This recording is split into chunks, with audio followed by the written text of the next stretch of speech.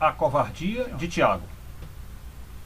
Por ser irmão do Senhor, jamais poderia tê-lo abandonado na hora dos sofrimentos entre o julgamento e a cruz. Uma análise psicológica da família de Jesus. Os antecedentes da covardia.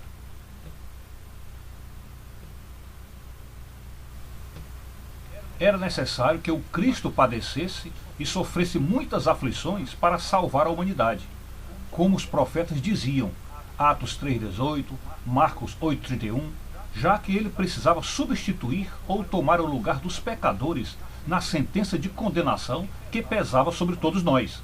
1 Pedro 2,21.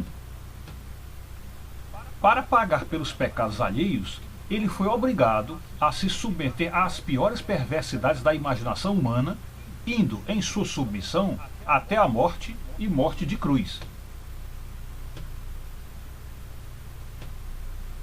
Disse aqui foi obrigado, mas sabemos que ele se submeteu também por seu infinito amor aos pecadores.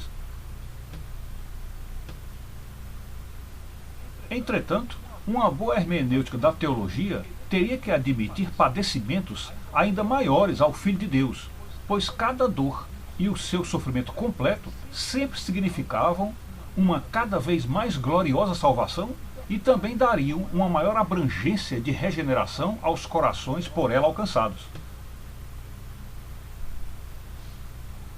Assim sendo, como manda a lógica, quanto mais sofrimentos sejam adicionados à vida de Cristo, mais profunda e abrangente será a restauração espiritual dos convertidos. Por isso a Escritura diz, onde abundou o pecado, superabundou a graça. A teologia diz, onde abundou a dor, superabundou a cura. Logo, seguindo a chamada premissa da dor maior, está 100% correto afirmar que houve outros sofrimentos na vida de Jesus, os quais nem sempre foram expressos na letra da Escritura, ou às vezes foram por esta apenas aludidos de passagem.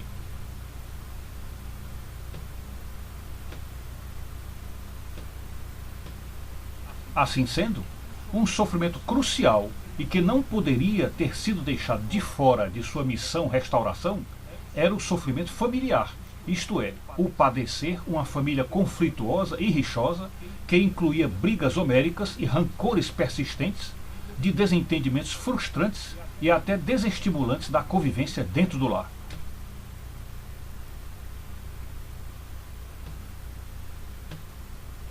Porque quem já viveu uma família assim sabe o quão dolorosos são os dias num convívio conflituoso, ao ponto de haver um consenso mundial que diz: quando somos feridos pelos de fora, isto não chega a nos destruir por completo.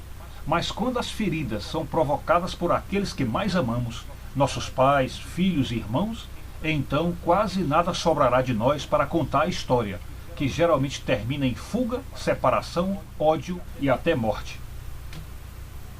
Alguma coisa assim lhe é familiar?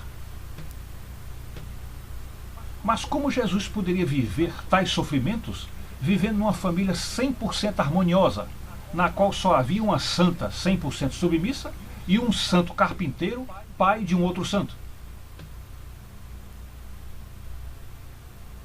Ora, é evidente que uma família assim não daria a Deus a oportunidade de viver episódios de sofrimento que só enriqueceriam a abrangência de sua salvação, fazendo-a alcançar a todos os sofredores deste mundo, os quais padeciam dores que também precisavam ser sentidas por quem tinha vindo para substituí-los na sentença de condenação. Você está sacando tudo?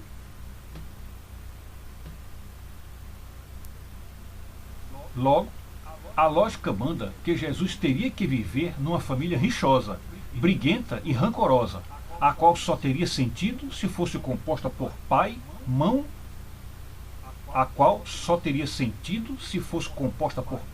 mãe e irmãos.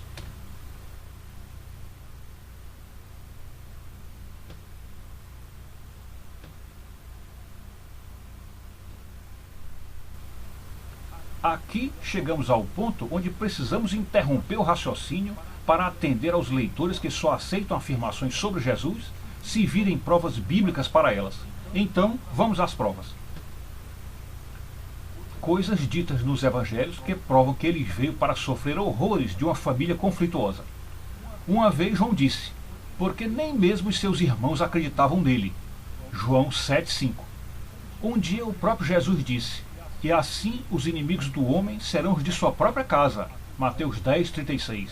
Ou serão os seus familiares, noutra versão. E completou, o irmão entregará à morte outro irmão, e o pai entregará o filho, e os filhos se levantarão contra os pais e os matarão. Mateus 10,21. E em Lucas 12, 51, 53, diz, daqui por diante estarão 5 divididos numa casa. Guarde o número 5. 3 contra 2 e 2 contra 3. Coisas ditas nos evangelhos que provam que a família dele só podia ser maior do que o mero núcleo familiar de pai e mãe. Uma vez o povo perguntou, depois de certa ausência de Jesus na cidade, assim como depois de ouvirem dele coisas maravilhosas de palavras e proezas milagrosas. Ora, porventura, não é este o mero filho do carpinteiro? E não se chama sua mãe Maria, e não são seus irmãos Tiago, José, Simão e Judas? Com Jesus forma o número 5. Mateus 13, 54 e 57. E Jesus concluiu, não há profeta sem honra a não ser na sua própria pátria e na sua própria casa. Chegando em Tiago. Quem eram os apóstolos? Pedro e André, irmão de Pedro, o evangelho não diz primo de Pedro. Tiago e João, o evangelho não diz que eles eram irmãos. O evangelho diz que eles eram irmãos, não primos.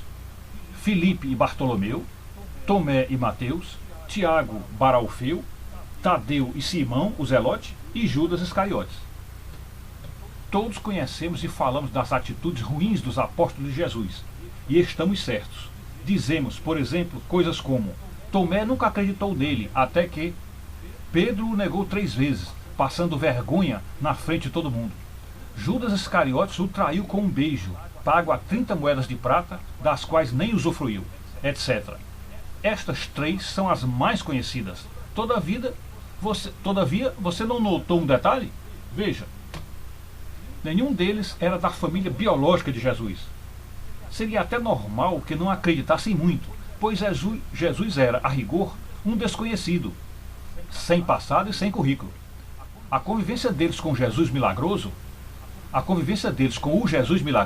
só se deu quando este completou 30 anos.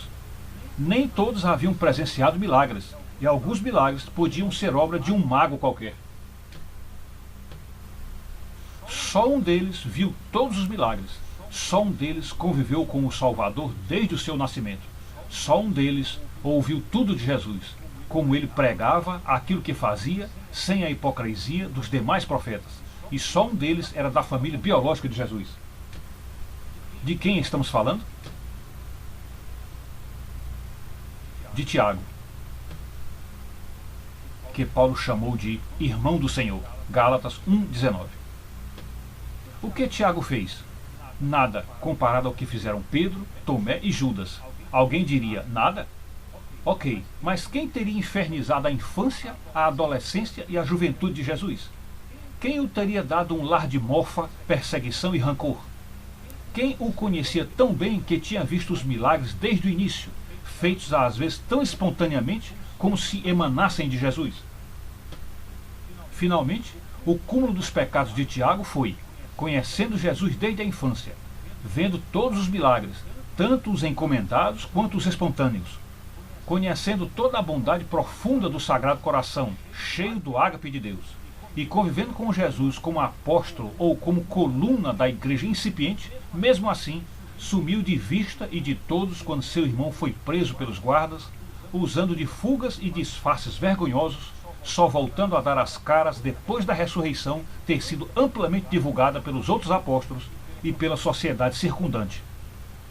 Por isso, nada viu da Via Crucis, nada viu das chicotadas e nada viu da crucificação, merecendo o título de o maior covarde da história do cristianismo.